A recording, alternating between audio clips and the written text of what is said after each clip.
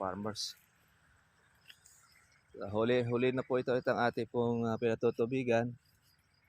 At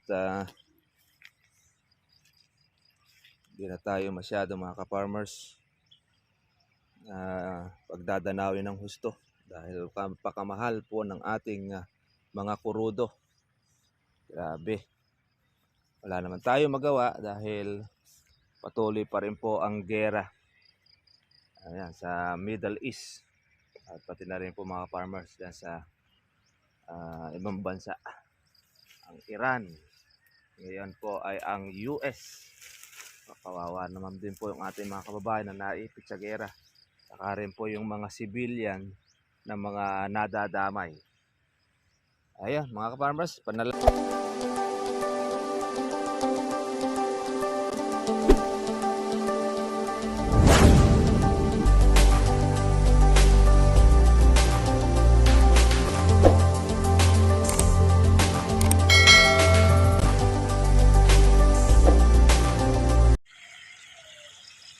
Good morning po sa inyo mga trivia. Welcome po sa aking YouTube channel. Kamusta na po kayong lahat? Ito, patubig po tayo rito sa ating dati na rin pong farm. So, huli na po natin itong inalagaan mga farmers para hindi po masyadong magkasabay-sabay itong ating bunga.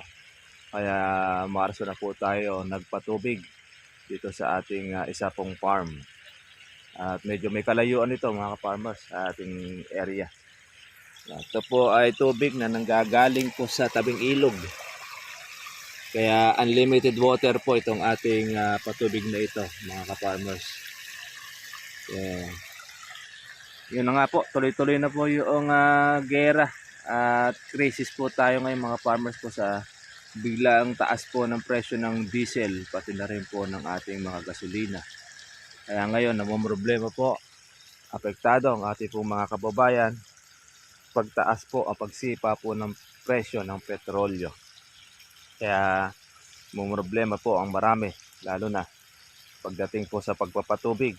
Napakamahal at gamit po dyan ay puro po mga gasolina at saka po ang diesel para po lumaki ang mga bunga ng kalamansi natin para tayo makapagpabulaklak, makapag-alaga at lalo na po ang mga magsasaka makapagtanim muli at saka anihan po ng palay. Kaya malungkot po mga farmers na balita. Ayan, misipa na po ata ng halos 100 ang presyo po ng ating kurudo sa merkado. Kaya ang ating po mga kababayan talagang doble tipid. Kaya lang, di naman natin po pwedeng tipirin ang ating pong kalamansi, maging po sa pagkapatubig at lalo pong mas malaki ang masisira. Kaya yon ang isa-isa krisis na ating pong kinakaharap mga ka-farmers. Huli na po ito itong ating pong pinatutubigan. At hindi na tayo masyado mga ka-farmers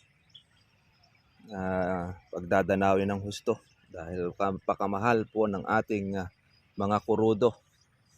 Grabe. Wala naman tayo magawa dahil patuloy pa rin po ang gera sa Middle East at pati na rin po mga farmers dyan sa ibang bansa. Ang Iran, ngayon po ay ang US. Kawawa naman din po yung ating mga kababayan na naipit sa gera. Saka rin po yung mga civilian na mga nadadamay. Ayan mga ka-farmers, panalangin po natin na sana ay mahinto na yung gera na yan para hindi po dumating yung matinding krisis. Yung kahirapan mga ka-farmers. Patubig tayo. Talaglag po yung ating gulok po kahapon. Napulot na po noong nakakita. Kaya di na po bumalik sa atin. At pupulak sana tayo ng ating mga kalamanda rin. Ito. After po ng ating patubig, tsaka na lang po natin siya pupulakin. Yan. Kahapon din po nagtubig tayo kaya hindi tayo nakatapos dahil sobrang tigang ng ating kalamansi. Although delay na rin tayo ng ating pong pagpapatubig, Dahil marami tayong area na nasasakupan, mga ka-farmers. Tatanggal na rin tayo ng ating sangang tuyo ng ating kalamansi. Ito po mga ka-farmers po yung mga nakaraang taon ay hindi natin naaasikaso na para bang matay na. Pero nung nilagyan po natin siya ng ating ginagamit na organic fertilizer, bumawi. Ngayon lang po yung first time na patubig natin dito sa ating kalamansi. Kaya sa ating po mga ka-farmers, magandang umaga, malungkot na balita, patuloy po ang pagsipa po ng presyo ng petrolyo. Obligado naman po tayo ngayon mag-alaga pa rin dahil lalo pong mas malaki ang masisira kapag hindi po natin ito aalagaan ng ating kalamansi. Dahil ito lang naman halos po yung karaniwan nating pinagkukunan ng ating kabuhayan. Yan, sige po. At yan na po muna tayo. Patubig. Nag-herbicide tayo mga ka-farmers. Kaya po na rin. Tuyo na po ang mga damo. Kaya lang, pagkatapos po ng ating patubig, ay magsusulputan na sigurado ang mga panibagong damo ng ating kalamansi.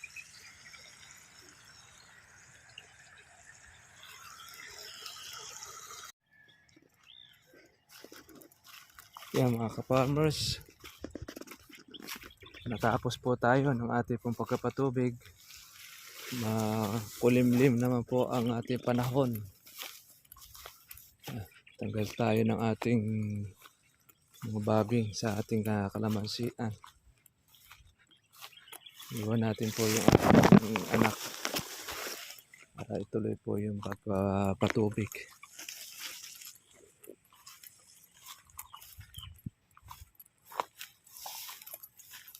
Natin ng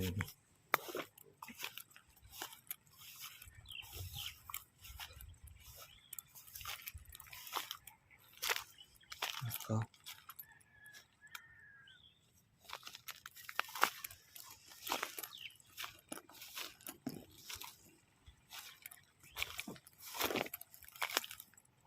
Hindi pa tayo tapos.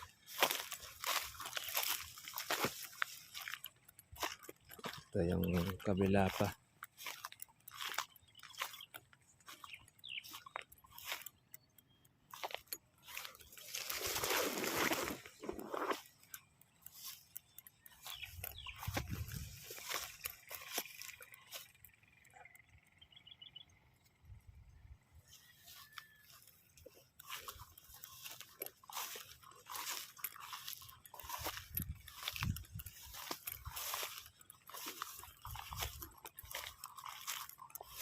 Tayong dulo. Ito ating bitin pa ang ating patubig, mga katribya. Andar pa po tayo.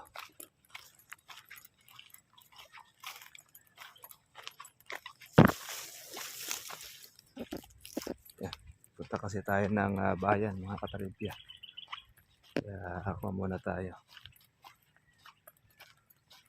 Tayo muna po ay mananghalian.